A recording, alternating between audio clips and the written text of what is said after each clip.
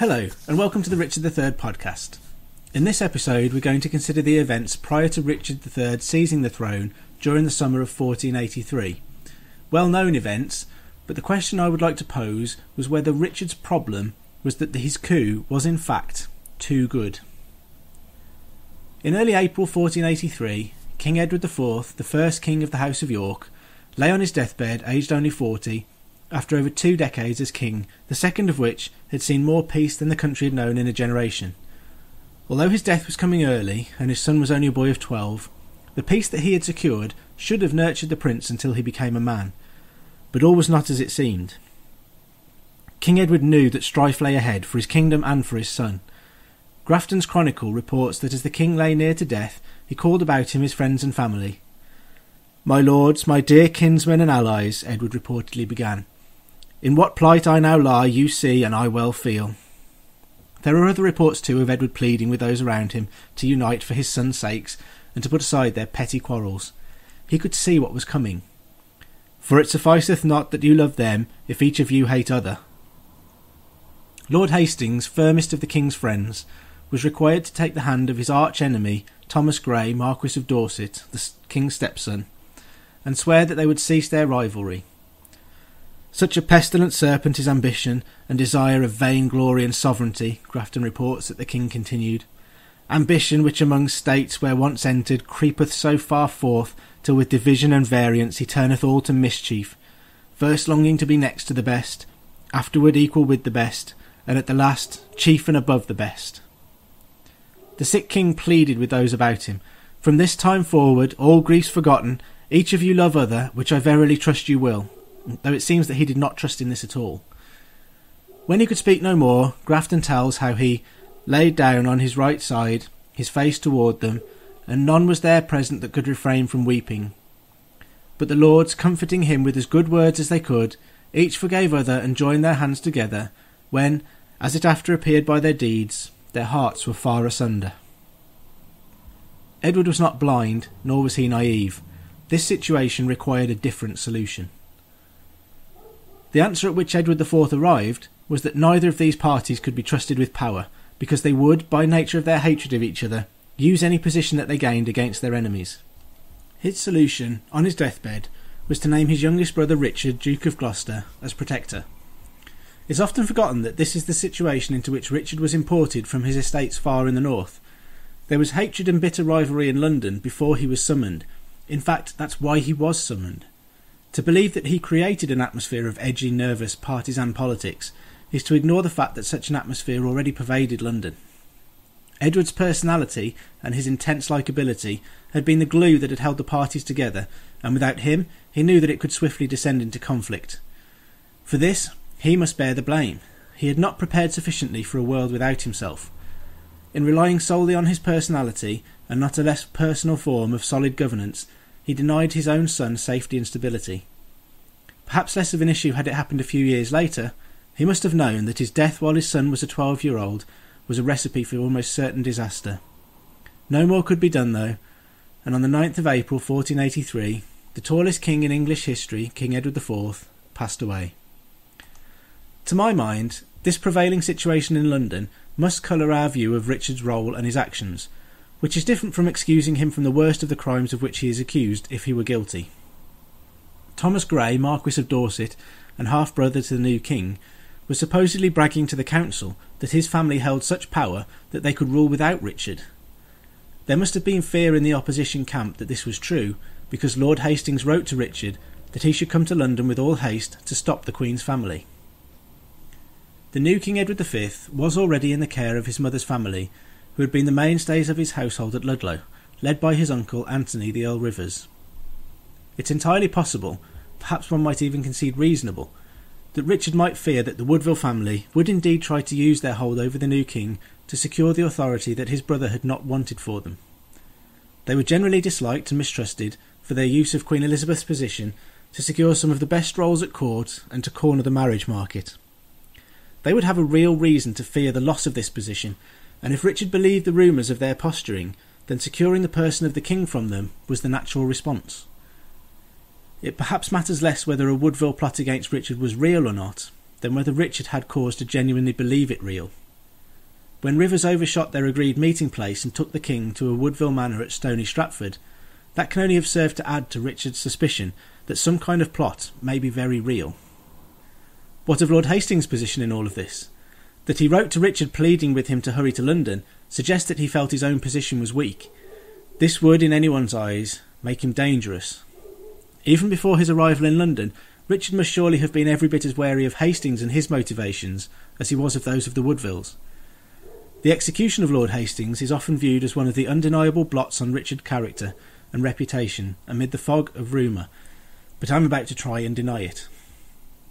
William Lord Hastings was a close personal friend of King Edward IV, devoted to the cause of York. They shared good times and bad, food, drink and women, the last of these three to excess. Edward and Hastings famously shared Jane Shore as a mistress, along with the Marquis of Dorset, Edward's stepson and Hastings' rival. It is frequently asserted that Hastings was removed by Richard because of his fierce and unswerving devotion to his friend's son, Edward V. It is claimed that Richard concocted a story of treason as an excuse to remove Hastings, who was a hurdle between him and the throne that he coveted. As with the Woodville plot, perhaps the question is less whether it was real or not, than whether Richard might genuinely have believed it to be. Henry Tudor's personal historian, Polydore Virgil, offers an interesting insight into this question.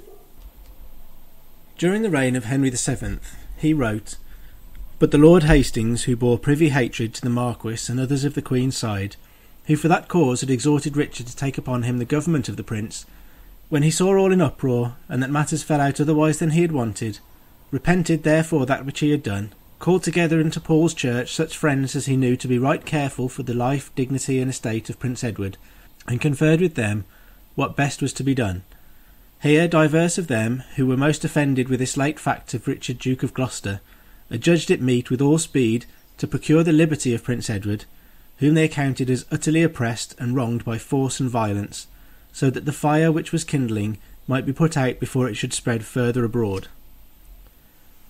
Was it Richard's plan to seize the throne that caused such a desperate meeting? No. The matter that fell out otherwise than he had wanted was the news that Richard had taken possession of the person of the king at Stony Stratford. This was precisely what Hastings had written to Richard to achieve, yet Virgil claims that on hearing of it, Hastings' reaction was to call a meeting of powerful men to discuss what might be done against Richard on his arrival in London. Whilst Virgil may not be the most reliable source of unbiased information on Richard, he appears here to be offering substance to the notion that Hastings was plotting against Richard, perhaps not plotting against his life, but plotting nonetheless.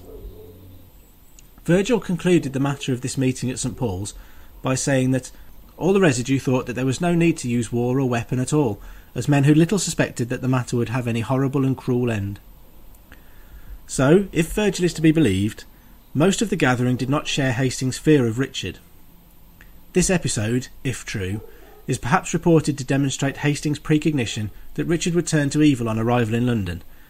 What it in fact shows is that Hastings was measuring opposition against the Protector before he had even arrived in the capital. If Hastings wished to preserve his own position, he may well have known that Richard, pious, priggish, upright Lord of the North, would not approve of Hastings' lifestyle and may not wish that kind of influence upon his young nephew. Perhaps Lord Hastings had his own agenda that has been overlooked. So it was that at a council meeting in the Tower of London on the 13th of June 1483, the deed was done.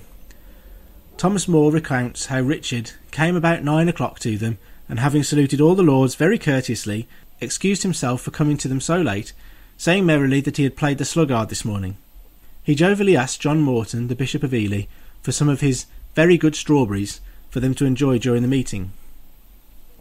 A little after this, the Protector, obliging them to go on in their councils, requested them to dispense with his absence a while, and so departed.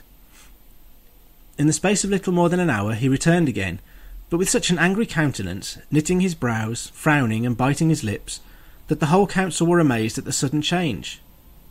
Being sat down, he said nothing for a good while, but at length spoke with great concern, and asked them this question: "What punishment do they deserve who had plotted his death, who was so near in blood to the king, and by office the protector of the king's person and realm?" This question he had raised out of Catesby's account of the Lord Hastings' words and discourse, which he so represented to him as if he had wished and contrived his death. Here, More, the supposed root of Richard's criminal reputation, which he no doubt acquired tales of from John Morton himself, claims that William Catesby informed Richard that Hastings plotted against him. Catesby was a lawyer who had been in the service of Lord Hastings, and who Richard had allegedly sent to sound out Hastings about Richard's intentions to seize the throne.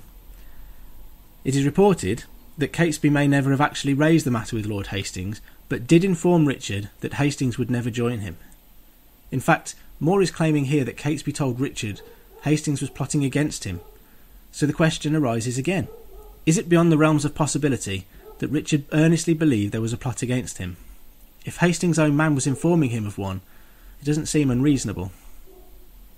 Furthermore, Grafton reports that the night before this council meeting, Lord Stanley sent to him, Hastings, a trusty and secret messenger at midnight in all the haste, requiring him to rise and ride away with him. It would seem that Stanley had endured such a nightmare about a crazed boar chasing him that he was convinced Richard, whose emblem was the boar, was out to get them.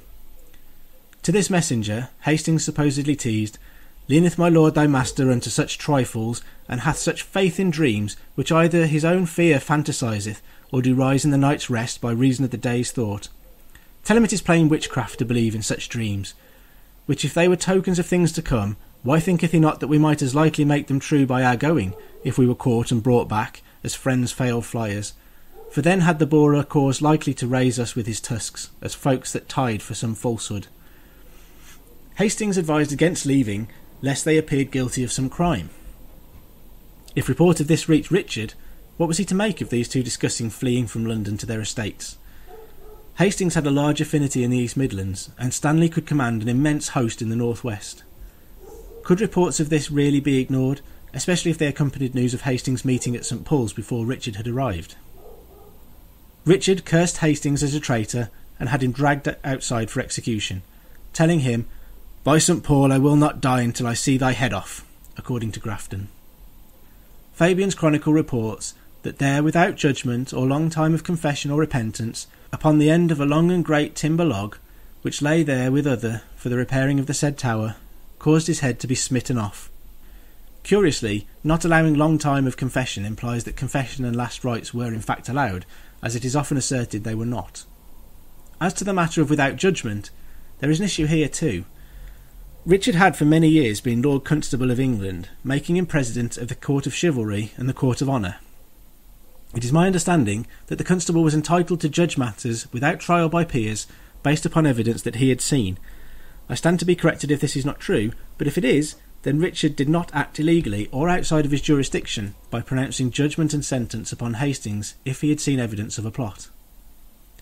After the execution, Richard summoned the Aldermen of London, and Grafton states, "Then the Lord Protector showed them that the Lord Hastings and other of his conspiracy had contrived to have suddenly destroyed him and the Duke of Buckingham there the same day in council, and what they intended farther was yet not well known, of which their treason he had never knowledge before 10 o'clock of the same forenoon." As with evidence Richard later presented of his brother's pre-contract and his nephew's illegitimacy, many will claim that he invented the tale, but isn't it just as likely that he did not? London did not rise in opposition, perhaps because Richard showed them compelling evidence of the plot. The same evidence that he had been made aware of that morning, including no doubt Stanley's call to Hastings to flee, evidence which is now unfortunately lost to us. In short order, the story of the illegitimacy of the princes was circulated, and Richard was asked to assume the throne. Earl Rivers, his nephew Richard Grey, and Thomas Vaughan were executed at Pontefract. When Richard had arrived in London, Lord Hastings had supposedly congratulated him on securing the kingdom for Edward V, without spilling so much as a thimbleful of blood. I can't help wondering whether this very achievement ended up costing Richard his throne. If he arrived in London in May 1483 to find a nest of vipers, a fraught atmosphere of plotting, intrigue and uncertainty, what should he have done? In short measure, Richard had dealt with it. He cut the heads from the two opposing factions, Lord Hastings and Earl Rivers. It is often assumed that he did so as part of a grand scheme to seize the throne, but what if he truly believed these plots were real and acted swiftly to prevent them from progressing? This would explain why he continued to prepare for his nephew's coronation, issuing edicts in the name of Edward V, minting coin for the new king, and swearing his fealty repeatedly until the tale of their illegitimacy was given light. Perhaps it is hard to see a reversal of this man's previous good character, because it did not happen. Thomas More also reports that during the council meeting at which Hastings was arrested, Richard bared his arm to show it withering, claiming witchcraft was being used against him. Since we now know that Richard did not have a withered arm, it is hard to know how much of these sources can really be believed, but it is intriguing that these are Tudor writers trying to condemn Richard III, who in fact appear to be giving substance to the suggestion that he was surrounded by plotting. That King Edward IV foresaw such turbulence from his deathbed is testament to the fragility of the peace that he had won, and his realisation that without him it would not be likely to be maintained for long. He would not apportion power to the Woodvilles or to Hastings, but turned to Richard, who he must have trusted to do what was required to resolve the tension. Would Edward IV have objected if he knew that the price of securing his son's throne was the death of his best friend and his brother-in-law? I don't know. But perhaps Richard was the right man for the job, and Edward was only undone by the infinitely believable aspersions cast upon him of his own previous wilful indiscretions. Traditionally, these executions are viewed as part of a single scheme to seize the throne, but that may not have been the case. If there was reason to believe in a Woodville plot, then Richard had to deal with it. If he was informed that Lord Hastings was working against him, even before his arrival in London, he couldn't afford to ignore it. Precisely what his brother had feared was coming to pass. Hastings and the Woodvilles were vying for position, and it was the interests of Edward V that were lost in the commotion, and those were the very interests that Richard was required to protect. What if he did all of this with the sole purpose of securing his nephew's throne, and the illegitimacy issue and Richard's claim to the crown were a different matter altogether? That seems to me to make more sense of events. The reason that I ask whether his coup was too perfect is that it was achieved with the death of only 4 men: Hastings, Rivers, Grey and Vaughan. Edward IV took the throne after years of bitter fighting and battles that decimated the nobility and the gentry. Perhaps if Richard had killed more people, crushed more potential opposition, and allowed attrition to work for him, he would have better secured his throne.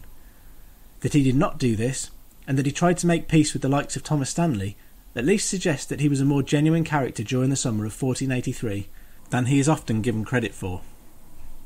Thank you for listening to this episode of the Richard III podcast.